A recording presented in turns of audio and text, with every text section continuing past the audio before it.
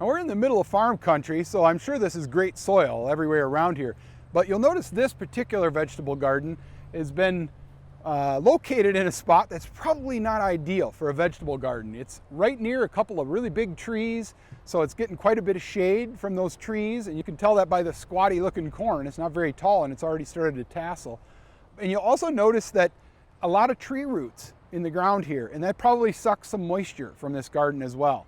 And like a lot of traditional vegetable gardens, this poor gardener is in a battle for her life with the weeds in the garden. Now she's got some landscape fabric running down the middle to try to help her out in her walkways, at least with weeds. But this certainly is a problem in a traditional garden. When you have weeds growing, they're going to take some of the nutrients and they're going to take some of the moisture from the traditional garden. So this would be a really great location where straw bale gardening would have a real impact for this gardener. So we're going to have a chat with her, see if we can convince her to start a straw bale garden. Maybe next year this whole area will be filled with straw bales instead. You can move it forward a little bit to get a little better light.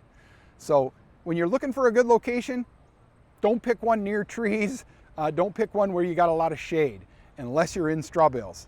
Then you can sometimes get by with it.